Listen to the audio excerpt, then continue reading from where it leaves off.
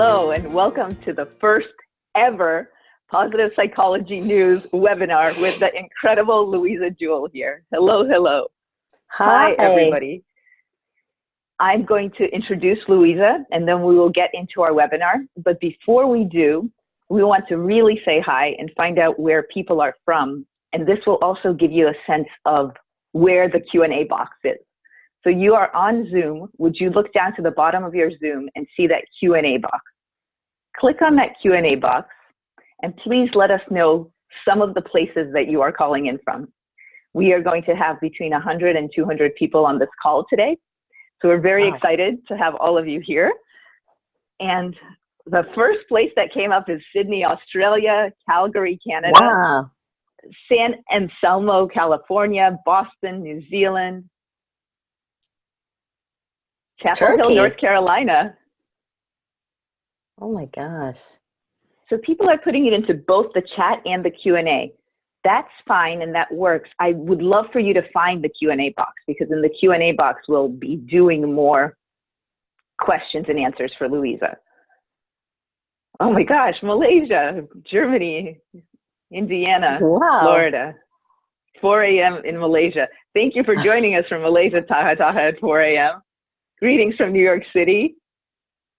This is really exciting. Amazing. West Hartford, Charlotte, North Carolina.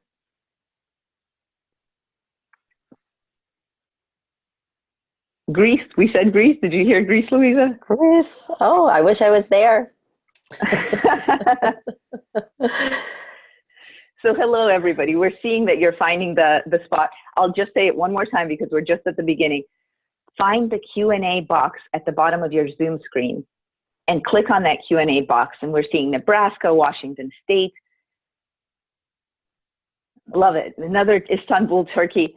You're doing it from the Q&A box. Love it. So keep finding the Q&A box. I'll read off a few others as we're doing the 1-minute housekeeping. In that Q&A box, in a few moments, once we start, at a few points, I will tell you, hey, into the Q&A box, you can put a question for Louisa for later. So that's what we're doing. We're going to start the webinar. We're very excited. We have 3 big parts. We're recognizing some of the names as well. This is great. All of the items are being moved off the screen as soon as we say who it is. London, Ontario, Palo Alto, San Diego. Love it. All right. Welcome to our webinar. This webinar is our first one. We've been in business as PositivePsychologyNews-com since 2007, January 1st of 2007. Wow. And now we're 10 plus years, and this is our first webinar. Why are we doing this webinar? We would like to have a place where you can meet incredible people and authors who are in the positive psychology community. We're thrilled that we're starting, and our first guest is Louisa Jewell. As you know, Louisa is the author of this book. I love the colors too, by the way. I don't think I've ever told you. It's so striking. Yes, we'll do it on both sides. Wire your brain for confidence, the science of conquering self-doubt. Louisa is the author of this book. She's the founder of the Canadian Positive Psychology Association, and her work has been featured in so many publications. I'll read a couple to you. Live Happy Magazine, Forbes, The Globe and Mail, Psychology Today. You're speaking with somebody who has studied this topic in depth. The format of today is for the next 15 minutes, I'll ask Louisa some questions. Then Louisa will talk to us about some concepts from the book, and she might even ask you to take out some paper or to write something, so you'll see that. And then we'll answer the questions that you have. So settle in and get ready to listen to a few things on confidence. Louisa, to start, even as we think about confidence and different things and different people may think about confidence in their lives, I want to know, for you, when you think of confidence, what do you think of? Well, specifically around what I wrote about in the book, I think what's important to note is that confidence, there's different kinds of confidence. And so while I was growing up, and a lot of people who knew me, who would see me from afar, would think that I was a pretty confident person. And from the outside looking in, I always seemed like a pretty confident person. But I would go home at night and I would really question myself and ruminate. And I didn't have that quiet, calm confidence. And I didn't have the confidence to go after my bigger goals and dreams. I always stopped myself. I always said, who am I? I'm not smart enough, good enough, experienced enough to go and do all those things. And I really stopped myself for so many years. And after I did my master's degree of applied positive psychology, I realized there's different kinds of confidence. And I discovered the confidence behind self-efficacy and the difference between building our self-efficacy, which is really what I talk about in the book. And what I really like about self-efficacy is that it's a more action-oriented kind of confidence. It gets you into action. It answers the question, why am I stopping myself? How can I stop myself from going after what I really want and breaking down that resistance so that I actually go and do it? Because I always thought that confidence without action really gets you nowhere. So that's really, when I think about confidence, that's really what I'm talking about. So even before you had heard of self-efficacy, you had had an idea of confidence needing the component of action. Is that right? Yes, yeah. Like I thought there must be something more than confidence here. If I'm a seemingly confident person, and here's the other thing, I met hundreds of women who said exactly the same thing. So they seemed highly confident, highly accomplished, and yet at the same time went home, questioned, stopped themselves, said things like, who am I? Those dreaded 3 words, who am I? Right? I wanted to eradicate that from my vocabulary and from others' vocabulary as well. You've talked about action, and something that you write about in the book is about success and hundreds of small yeses. Could you speak to that? Well, oftentimes when we think about our big goals, they can be very scary for us. And also, in our brains, if we don't really believe that we can do something, we're probably not going to engage in the behaviors necessary to make that happen. So you could say to people, oh, come on, you can do it. And people can say, yeah, I can do it. But in the end, if they go home and they think, they're crazy, I'm never going to be able to do that. If our brain is saying that secretly to ourselves, we're not going to engage in the behaviors. So my concept around the small yeses is, what is a tiny step that you can take towards that? So maybe I'm scared out of my mind to go ask a nice gentleman out on a date, but maybe I'm okay with, a little chit chat at the food court while I'm standing in line, to get my salad. Maybe that's a small yes for me to say, okay, today I'm going to engage in some, just friendly chit chat. I'm not picking anyone up. I'm not asking anyone out. I'm just going to engage in friendly chit chat with, a gentleman in the line, And so maybe that's a small yes for me. But once I do that, what happens is it shifts in my brain. And I say, well, if I can do that, the next step, maybe I can send an email, or, next step, I can maybe chat 2 people up in the, the next day or something. And when you start to say those small little yeses, you get more comfortable and just keep incrementally taking yourself there. And soon you will find that you've bridged that belief gap between what you were telling yourself before and ultimately getting to your bigger goal. So just keep doing it is what it sounds like. Yeah, and keep doing it, but keep also an incrementally smaller step. Do you see what I mean? Just an incremental step. So, because if you just keep doing the same thing, you're going to stay in that comfort zone. It's what is that next, and I talk about this in the book about deliberate practice, Erickson, and what this is really about is it's about deliberately saying what would take my courage or confidence level to the next level. What's a baby step that would take me even one step further. So it's a conscious decision to kind of push yourself, but in a way that you feel comfortable, like, yes, I can take that baby step. I feel comfortable. And sometimes it can be a teeny, teeny, teeny, teeny step. You know, that's all you have to think about. Don't think it has to be some big, huge step. Think, what is comfortable for me? What can I say yes to? What can I easily say yes to? Go and do that. You know, you speaking about steps reminds me of one of my favorite stories in your book, which is the George Randolph story. Would you please tell that and what you learned from it? Oh, yeah. You know, I still know George. It's funny. So I was a student at university. So I was quite young. This was many years ago. And a friend of mine danced at the George Randolph Dance Academy. And she said, Louisa, because she knew I loved to dance, she said, I think you would love this. Come with me and see these classes. You might want to sign up. So I go down, I see it's like flash dance, like we're talking to the 80s, right? And everyone's dancing, and I'm thinking, oh, I love this, and I'm a good dancer. I'm going to do this. And I signed up, and I spent a ton of money. For me, it was a lot of money at the time because I was a student. So I show up, I've got like my full-length spandex suit and the headband. Like I'm like full on, you know, 80s hair, everything. I'm looking good, okay? I'm looking really good. And I think, you know, I'm kind of in the middle. I'm thinking, yeah, I can do this. And he walks in and he starts the music and everyone starts moving and he's like 5, 6, 7, 8.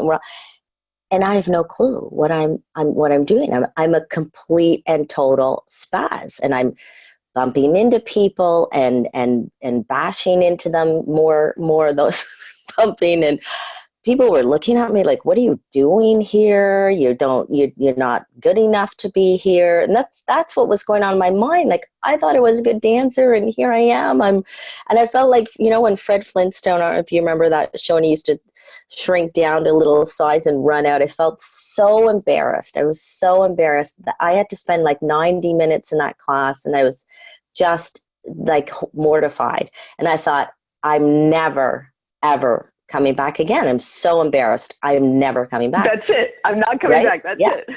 I quit.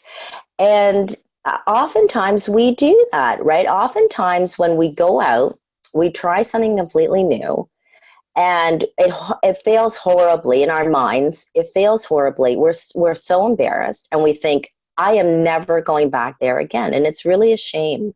And now I was very lucky, because when I left, I thought to myself, I spent all this money. I have to go back. Like, that was the only thing. That was the only reason why I went back. And so the next time I sat way at the back of the class and did the class, and he started again. And to my surprise, what I realized is it was exactly the same routine.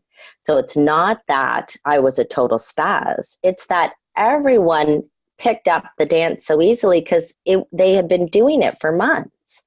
So once I learned the routine, then I got good at it and this and that, and loved it, and soon became, you know, I demonstrated it to other people in the end, you know, I danced with them for years, and it was such a joyous thing. And so I'm really, really glad that I stuck with it. And it was a big learning for me, because I realized that if you can just get enough courage to get over the embarrassing bits, right, at the beginning, and to know that you're not going to be perfect at the beginning. In fact, you might be terrible at the beginning.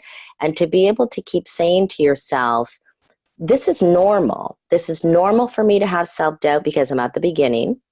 And this is normal for me maybe not to be so good because I've never done it in my life.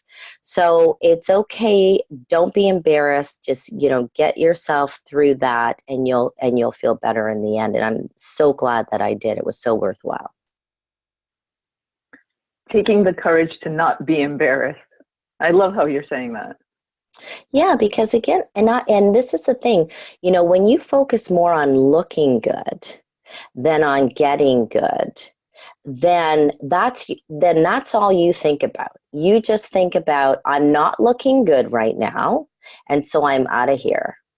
And again, if we really want to achieve our goals and our bigger goals and do the things we really want to do and have in our lives, or even live the authentic life that we want, we have to focus less on looking good and focus more on getting good.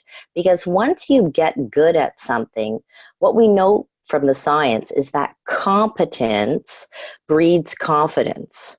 So you see, once I got good at the dancing, there was no resistance to me doing a class. There's no resistance to George saying, Louisa, come up to the front and demonstrate to the rest of the group. There's no resistance because I feel like I'm good at it. But if you never give yourself an opportunity to get good at things, then that's you're really depriving yourself of an opportunity to become confident at it and also remove that resistance to doing it.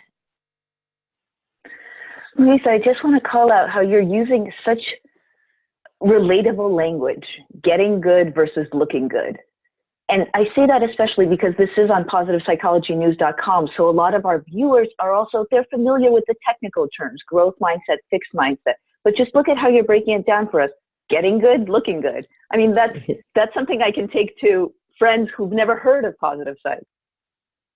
Yeah, no, it's very, very true. And I think that at the heart of the growth mindset versus the fixed mindset, that's really at the heart of it, is can you just shift what your focus is? And if you do that, behaviors come along with it. I actually interviewed Carol Dweck. And I said, Carol, because I really write a lot about self-efficacy in the book. And I said, you know, your work really reminds me of Albert Bandura's work in self-efficacy. And she said, well, we were colleagues for years at Stanford. So it's no wonder, right, that I would be influenced by his work. So it's very, you know, her concepts, and I love her work. And shifting to a growth mindset completely changed my life for sure. I'm going to ask another one or two questions before I open it up to Louisa to walk us through some ideas. At this point, I'm pausing so you can find the Q&A button. Everybody who's watching Louisa and listening right now, anything that Louisa has said that sparked a question, we're going to get to your questions in 20 minutes, but feel free to start putting them into the Q&A button. What questions do you have? As you're putting that into the Q&A button, we'll continue a little bit here. And in a moment, I will also show you, I'll put up the link to Louisa's book on Amazon so you can have that. We don't support multitasking, but this is the one multitasking thing that we will support you in doing, which is getting a copy of your own real language, sassy, fun description of what you can really do to build your confidence. So with that, keep typing your questions into the Q&A box. And here's one more that I want to ask Louisa. Louisa, there are things that are very quotable and almost snippets-like and tweet-like in the book that are your advice, but that are also crisp. I want to ask what you yourself do. What are some of your mantras? What are things that you say to yourself and to other people? Well, you know, one of my favorite mantras is you can't practice for the Olympics once you get to the Olympics. And that's one of my favorites. And really what I mean by that, and it goes back to one of my favorite concepts that I write about in the book, which is having self-compassion. And I teach self-compassion in every single resilience program that I do now. And I think it is so, so critical. And I have been practicing self-compassion for well over 10 years now. That, you know, when I went through a really hard time when my husband and I split up, I didn't want that to happen. That was something that I absolutely, you know, never wanted to split up with my husband. So it was very devastating for me when it happened.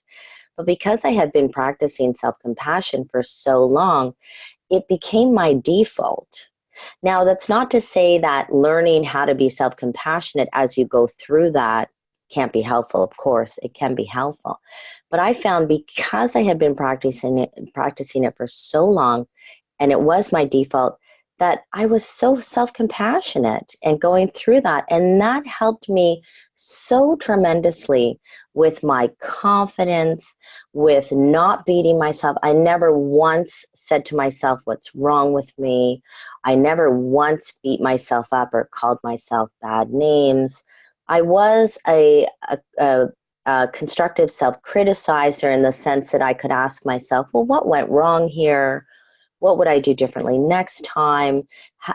What am I going to do to get through this? To be able to constructively look at a disappointment and say, how can I do better next time? But I did it without the beating up part. And so I always say to people, the time to practice self-compassion is now, before you need it. Because then it becomes such a beautiful, beautiful gift when you're going through a really hard time. What would you say to somebody who is completely new to self-compassion? What's the first thing that they can try to do? Well, so I always go back to Kristen Neff's work on this topic, and she talks about 3 elements of self-compassion. And the first one is to be mindful. So let me use my example as a good way to run through the 3 elements. So, for example, when my husband left, I was very mindful to say, this is really hard. You are so in love with your husband. It's breaking our family apart. It's something you really didn't want. This is really hard stuff. And oftentimes what happens when our lives start to fall apart is we just keep going, right? The dog still has to get walked, the dinner still have to get made, your speaking engagements still have to take place, your emails have to get answered. It's not like you can just go and fly to Fiji for 6 months, right? So oftentimes we just keep going so the first element is really to be mindful. And I used to go to hot yoga and cry for an hour. I was mindful of the fact that every day I wanted to cry, and I allowed myself that ability to get the feelings out, to feel the feelings without exaggerating them. And then the second component of self-compassion is to be kind to yourself. And so because I had been practicing, I was very kind. At the end of it, on my yoga practice, I always sit with my hands on my heart and say, way to go, you got through another day. You did it, and you're here, and you had a rough day. And so I would just speak to myself very kindly. And the third element of self-compassion, and this one I think helped me the most to maintain my confidence, was that when things happen to you, this is the human condition, that sometimes good things happen to you and sometimes bad things happen to you. And to know that not everybody is perfect, just like you. You're not perfect, like millions of other people on the planet. They're not perfect either. And I thought of how many amazing women I know are divorced. And when I tapped into that and said, yeah, do you know how many amazing women I know are divorced? There's something wrong with me. Something didn't go right with my relationship or my divorce. And actually, we still have an outstanding relationship. My ex and I, we have a great relationship. And so something went wrong, but that doesn't mean there's something wrong with me. And so that really was helpful too, to think of all the women I knew that were incredible, incredible people, and I've all been through a divorce. So those are the three components. I talk about it in a little bit more detail in the book, but it's so important to be practicing that. Thank you. Okay, listeners and watchers and viewers, we are going to turn it over to Louisa to talk to us about any concepts that she'd like to. You will see my face pop off the screen and Louisa will be on. And then when she's finished, we already have a handful of questions and more coming in, and then we'll turn to the Q&A section. So Louisa, we are turning it over to you. Okay, excellent. All right. So what I thought I would do in this section is really just give a high-level overview of the it's 4 sources, but it's 5 different elements and sources of self-efficacy. So self-efficacy really is different from a general sense of confidence in that it's about our beliefs about whether we're going to be successful in a particular situation. So it's our beliefs in a particular domain. So while I could feel high self-efficacy for making a lasagna, I feel very low self-efficacy for making an Indian curry, for example. So it's very, very specific. And the reason why you want to get very, very specific is because you don't believe that you can be successful in this particular task or domain, then what you're going to find is that you're not going to engage in the behaviors necessary to take you there. And I really wanted to know that too, because there were some things that I easily engaged in, quite confident in. In fact, a lot of people say that, people who, people who speak, for example, speaking is such a huge thing for people. And I'd go and speak all the time. So here I am doing these really confident things over here. I wanted to learn about how to just break down the resistance in other areas. So, and that's how to do it. It's really to shift a belief. It's all about your belief. So the first way to really shift your beliefs is to have what we call a performance experience. So this is the work of Dr. Albert Bandura. He's a highly renowned psychologist. He's a Canadian, actually, believe it or not. And so the first component is to have a successful performance experience. And what that is go out. If you go out and you try it and you do it and you feel, yes, I was successful in doing it, that is the greatest source of self-efficacy for us, because that sends a message to our brain, oh, I just did it, so that must mean I can do it again, right? Now, unless we say, oh, I did it, but really Senya was the one who, created the whole program. I just went out, and did this little thing. So, unless I really have to believe that I did it and that I can do it again. And we call that, when we give away our successes to other people, we call that the imposter syndrome. Where we're always attributing our success to something other than ourselves. And having the imposter syndrome or the imposter phenomena is really problematic for us because it perpetuates self-doubt. You always have to believe with every try, with every performance experience that you try. And again, maybe going back to baby steps. So I'm going to try this, and then I say to my brain, oh, I did that baby step. Good. What's the next baby step?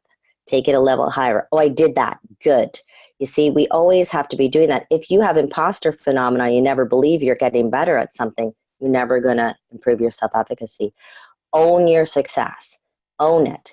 Even if 10 people helped you, ask yourself, what's my contribution to this success? What did I do to contribute to that? I'm going to own that, because that's so important. We dismiss our successes all the time. Very problematic for self-doubt and for building self-confidence. That's got to stop. You've got to start recognizing even little tiny wins. You're fine. Just keep recognizing those tiny wins. And then the second thing, another source for our self-efficacy is good role models. So, and I just want to say on performance experiences, I have a number of different techniques in the book on how to actually have successful performance experiences and how to get through those and how to keep building those. And so I dedicate a few chapters in the book on that. But the second source of self-efficacy is role models. So having effective role models. And we know that gender and age are the best role models for us. So if I see a gentleman who's, a young gentleman who's 25 doing something I want to do, that might not shift my beliefs too much. But then I see a woman my age or my size and it's a woman again, and I think to myself, oh, wait a sec, she's doing it, maybe I can do it. And that's how I shifted into doing CrossFit. I never thought I could do CrossFit, ever. Never thought I could do it. And then I saw Amelia Zhivatovskaya. I don't know if you're all familiar with Amelia. She's from the CAP program, good friend of mine. I kept seeing her on Facebook doing it. Now, Amelia is much younger than me, but still, she's, similar size, similar body, sort of type, right? And I'm thinking, yeah, she can do it. I can do this. So that was a shift for me. Now, the problem with finding role models is sometimes you can fall into social comparison, right? We find someone who's doing what we want to do and we say, why are they doing it? Why, they're younger than me and they're more successful, and how come I'm not more successful? What's wrong with me, right? That can be a problem for us. And so one of my favorite tools there is to, when I see someone and I can feel that little bit of, why is that not me? I say to myself, you know what? Some of that for me, please. Some of that for me. And it's just such a little shift into something more positive and productive than being jealous of somebody else. So I always, when I see someone doing what I want to do, I say some of that for me, and it's so powerful. And the third source of self-efficacy is imagining a good performance of it. So if I am not feeling very confident about a big talk, I spoke in front of 600 people the other day, and just before I did it, I just sat down, closed my eyes, and I just imagined a good run through where I was up at the front and people were laughing, and at the end people were walking up to me and saying, "That was the best talk, thank you, I learned so much." And that does a few things for me. That kind of tricks my brain, because sometimes when we imagine things or do things, our brains sometimes can't feel the difference between that. And so it's kind of a little trick we do in our brains that says, yeah, you know what, I imagined that, but that feels like I already did it. So if I already did it, I can do it again. It's almost like having an imagined performance experience, which is what you're doing. So that builds self-efficacy as well. And another one is social persuasion. So that's another source of self-efficacy, and that is having encouraging people help you and encourage you. And so I always say to people, if you have a great idea, you're feeling really confident about it, don't tell your family. Don't tell people that you're not sure, you're not 100% sure that they're going to be with you on this, right? Because sometimes our families are the worst. And that's when your confidence is most fragile. And that's when you say, oh, you're right, it is a stupid idea. Thanks for warning me. I'm not going to go and do it.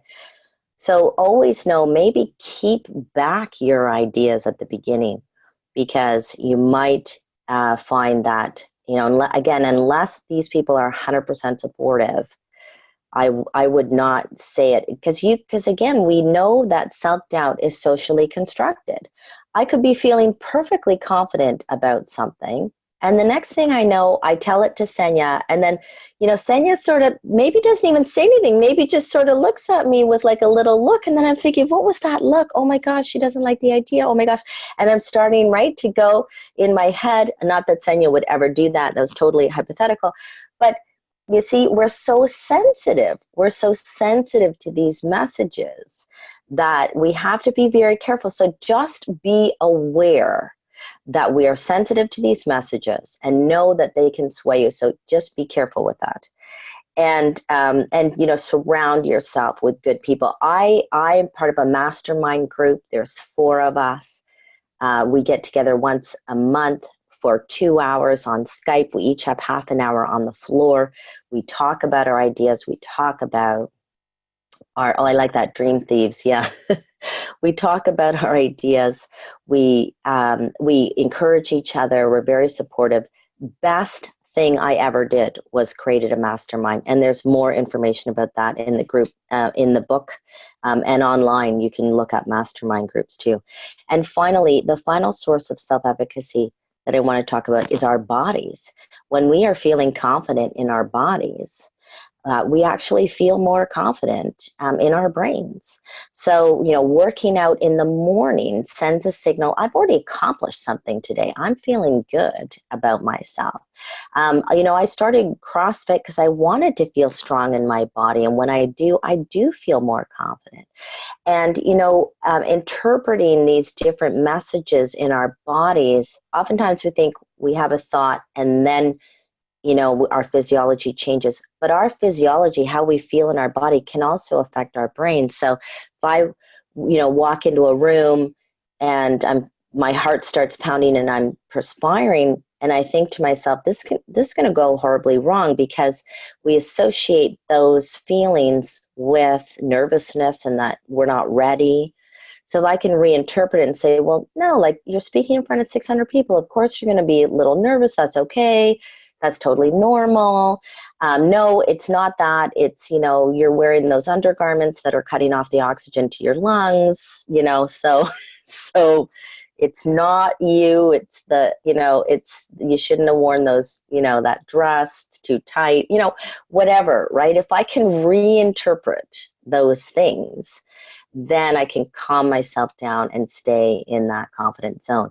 And another thing that's important too is when we're in a good mood, we actually feel more confident. So that's why I think happiness and positive psychology, they really go hand in hand with confidence. Because if you can keep yourself in a good state of mind, you actually will be more confident. So those are the 5 sources that I thought, good synopsis kind of what's in the book, and then lots of different, tools, tips, strategies on how to build each one of those. Louisa, thank you. Thank you. Look at this. People, we are at, I guess I'll go on to video again 1 second if I remember how to put myself on video. Or if I don't, it's fine too. We have just gotten through 2 segments in our inaugural first Positive Psychology News webinar.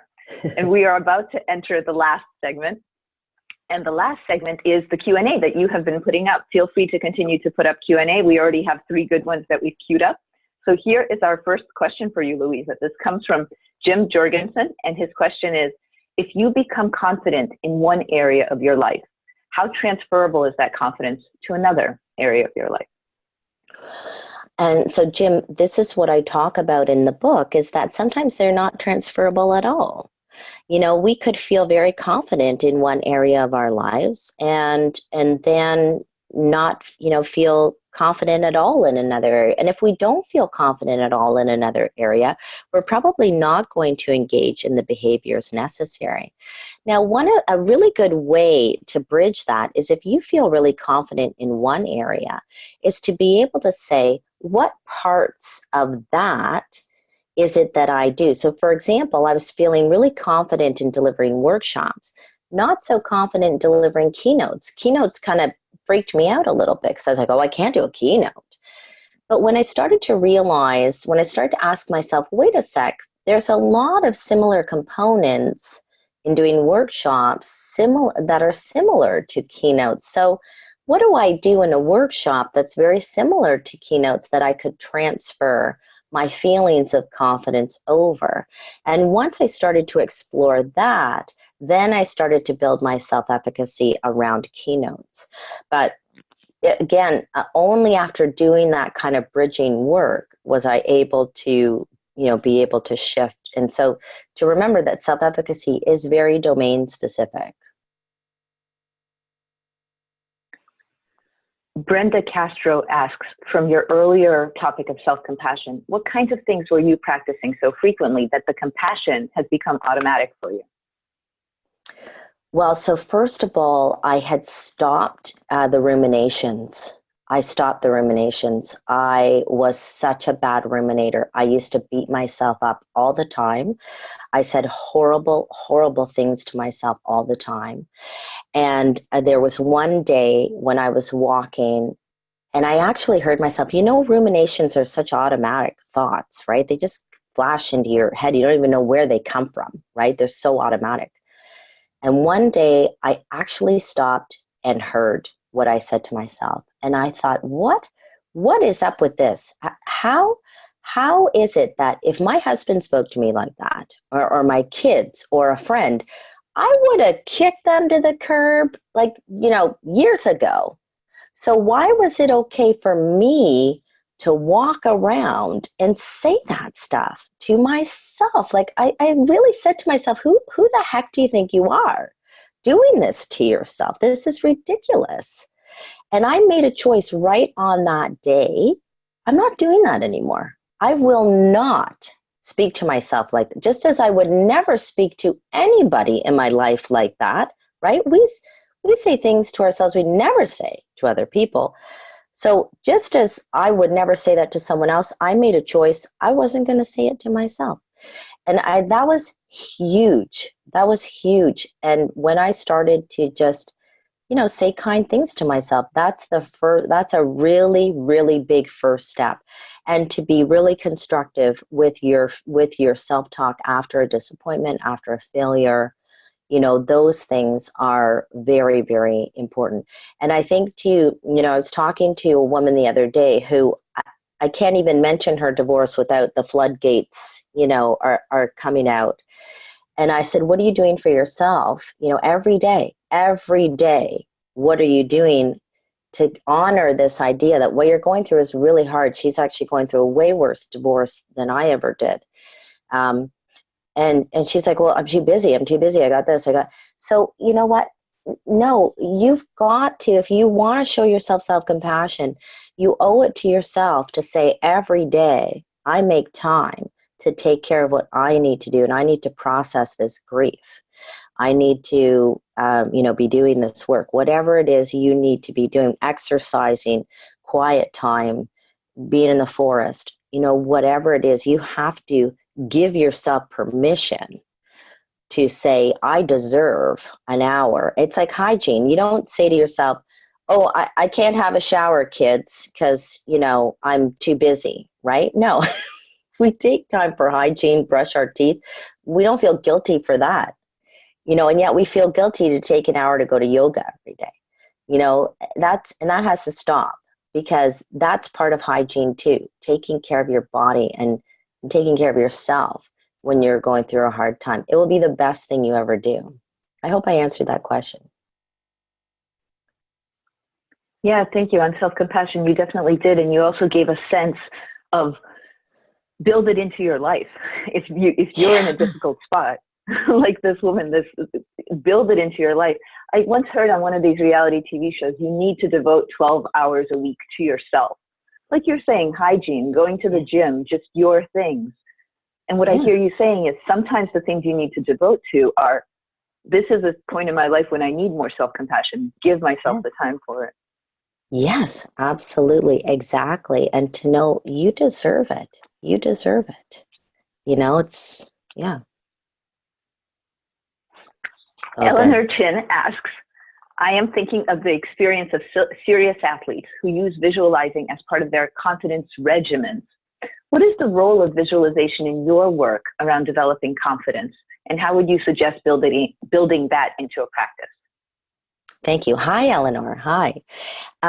So I think that, imagining, and Elaine O'Brien, a friend of mine, was talking about the difference between visualizing and imagining. So when we actually imagine a good rehearsal, right? We're mentally rehearsing something.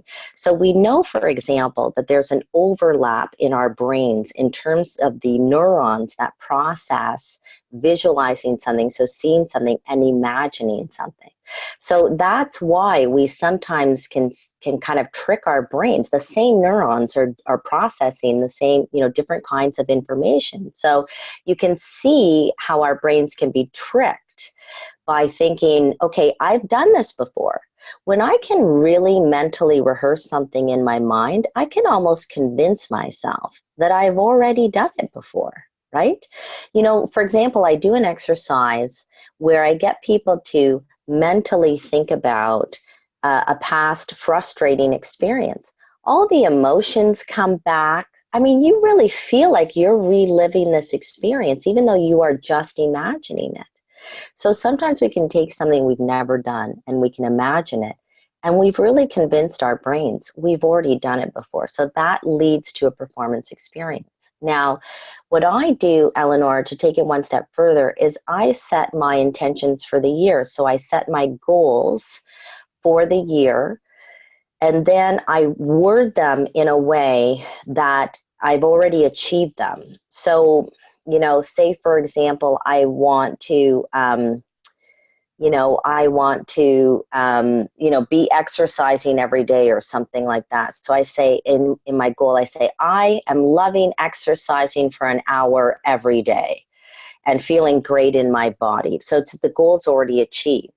So, and I do that with all of my goals, and I put them up, I actually write them out, I put them next to my bedstand. So every morning when I wake up, I see those goals, and then I sit and I imagine.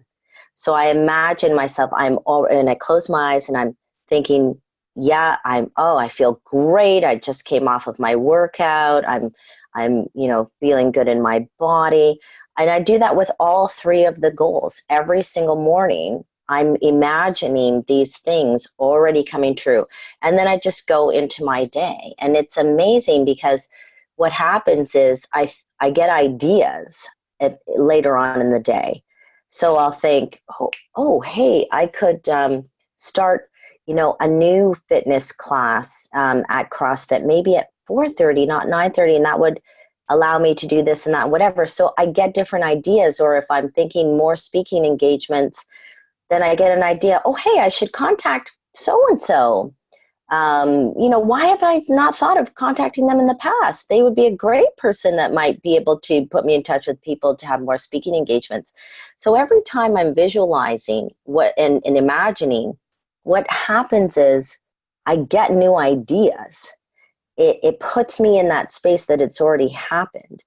And another thing that mentally rehearsing does for me too, if I'm going into something really scary, it calms me down.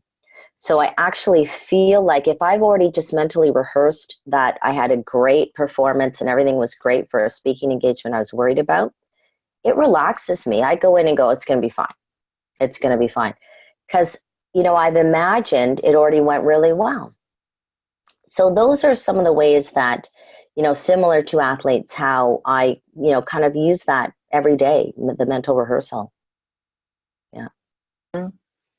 Yeah, it's so concrete. You're telling us specifically what you do. I mean, I'm imagining, as you're saying this, I'm imagining you getting up in bed and really looking at them and planning out your day with the most important things right there. Yes, absolutely. And it's amazing how ideas just pop into your head because you've imagined it, right? Our next question is about parents and children. This question comes from Emil Boychuk. The first name is Emil, E-M-I-L. How do parents build confidence and self-efficacy in children without creating inflated ego? Nice. Thank you. Hi, Emil. How are you? So very, very good question. And I think this goes back to the work of Carol Dweck and developing a growth mindset. So I think a lot of it has to do with what we call process praise. So instead of praising the person and saying, oh, you're such a rock star, you're brilliant. I mean, one of my daughters was gifted, like we tested her. She was gifted from, very early age. So I did all the wrong things, and I was calling her brilliant and genius and gifted and this and that, thinking I'm building up her self-esteem. And that did, make her feel good about herself, but it created a fixed mindset. Now, lucky for her, she's smart enough. She actually read mindset in high school and shifted into a growth mindset. Yeah, smart girl. So, and my other daughter, I did a lot of the process praise. So I was able to save myself with my second child. And she's very smart too. Very, very, very bright kid. And I would say, wow, you worked really hard on studying for that French test. It's good for you. You got a 95, way to go. You worked really hard. How did you manage to get a 95? How did you manage to do that? And she would say, well, Mom, I used the flashcards. And I'd say, well, you used the flashcards in math and you did really well. Way to go. That seems to be a strategy that really works for you. She's like, yeah, I guess it is. So I'm picking out the strategies that made her successful. I might pull out some of the strengths, like her strength of perseverance, her strength of hard work, ethic, all of these things to bring out to them, how she actually became successful. And, there's a lot of research that will show you that self-esteem is important to well-being and happiness, but there's a very, very little research that will tell you that building self-esteem actually builds performance. And it actually can be detrimental to performance. Jenny Crocker talks about this at her work at Ohio State University, where she says, if you're too focused on just building your self-esteem and making yourself feel good, you're probably not going to go after things that don't make you feel good, that might actually get you further ahead in life, right? Sometimes we need to engage in things that, are not so much fun, but we know if we get through it and we succeed, it's going to take our careers to the next level. So too much focus on self-esteem is really not very helpful when it comes to performance. So it's a good balance. And that doesn't mean that we can't say to our kids, like, you're really good at that. Because you have to have a nice balance. I said to Carol Dweck, I'm never attributing my success to getting better at something, right? And becoming more talented. And maybe my kid is really talented because she's, worked hard. Then how do we build self-efficacy? And she said, Louisa, what is most important is that you tell your kids they just weren't born that way. They acquired it because they worked hard, because they had a good strategy, because they keep persevering. That's how they got to where they are, and not just because they were born with it. They might have been born with a seed of a talent or something. They weren't just born with it. That is the big difference. That was a big aha for me. That's a nice new angle. That's a little different. That's not just effort praising in the moment. That's saying, hey, by the time you're here, look at all the effort and all the strategies you've needed to put in. Exactly. Nice. Yes. Yeah. Louisa, we're going to do at least, I'm telling everybody who is watching, all the between 100 and 200 people, I don't know the exact number. Here's what we're going to do for the next 8 minutes. We're going to ask Louisa a very specific question about how you can hear more about Louisa. Then we're going to go to one question that's a burning question for me of the things that have been asked in the Q&A. We may get another chance, another question. And finally, you can start typing in even now, what takeaways have you had from everything you're listening to from Louisa? What are you going to do? What is something and a new idea or a new action that you have? You can start typing and we will read some of those at the end. Louisa, how can people get more of you? How can people hear more about you, follow you? I really mean it. How can people, if they want to know about this more on an ongoing basis, what can people do? Well, so if you go to louisajewell.com and sign up for my newsletter, I actually do what's called a weekly juice. So, and if you go to my YouTube channel as well, you'll see all my weekly juices. You'll see all my past video blogs as well. And so what the weekly juice is, it's just a tip, or it might be, recently I posted an interview with Carol Dweck that I did. It's some, I might do a podcast, I might do a video, and it's just one kind of tool, tip, strategy on how you can conquer self-doubt and how you can build your confidence. And oftentimes I will take questions from people, or people will write to me and say, I need confidence, I need to build my confidence here. Can you help? And I'll factor that into my podcast and do that. So that's one way that people can get involved. I'm also going to be launching a number of programs in January, because I really wrote the book with people in mind who wanted to play a bigger game, people who wanted to be going out and doing things and they were stopping themselves. And so I'm creating a number of online programs to teach this, to get deeper in the book, deeper on the topics in the book, and to really decide that 2018 is going to be the year that they make those things happen. So stay tuned. So if you join my newsletter, you'll get more information about that. I've just typed in louisajewell.com into the chat box, so feel free to click there and join. It's the other multitasking thing that we encourage, the only two, Amazon or Louisa's website. I'll read a couple of these things that people are taking away. Lisa Buxbaum says, I appreciate the strategy of hundreds of small yeses. Janice Ireland, starting a mastermind group immediately appealed to me. I even immediately knew the 3 people I wanted to ask to join. Perfect. An anonymous attendee said process praise. So actions, somebody is saying actions, the specific actions, the strategies for self-efficacy. Okay, we're going to give you one more question. Okay. Kathy Burns asks, which 3 key character strengths are most important for developing confidence? Oh, that's really interesting. That's a very interesting. So key character strengths, if we take a look at VIA character strengths, is that what she's referring to? Kathy, is that what you mean? Yeah. If Kathy answers, we'll know, but so far she hasn't. Okay. What does it make you think of, Louisa? Yeah, what? Well, the first thing that it makes me think of is courage. Courage, because you have to have the courage, I think, to be able to take that first step, right? It takes some brave. Sometimes it's not just confidence. Sometimes it's real courage. to take that leap and to take that first step, which then you start building your competence, and then you're starting to feel more confident. So sometimes it's a leap of faith and saying, I'm scared out of my mind, but I'm going to do it anyway. So I think courage is really important. She says yes, by the way, Louisa. She says yes. The character strength is what she was saying. Good. I think perseverance too. I think perseverance, because as you are trying to build your confidence and you're going your try. So say, writing my book, right? It wasn't always easy, right? And Senya, you've written a book, like, what it's like. Sometimes you feel like throwing your computer out the window, right? It's like, right? And sometimes it's okay. So, so I think perseverance is really important, because you have to be able to just get yourself up off the floor and do it again, and get yourself off the floor and do it again. And so sometimes you're riding high and everything's going really great, and then you have a crash and burn. And if you're not willing to, if you're not willing to get back up, you're never going to persevere to the end.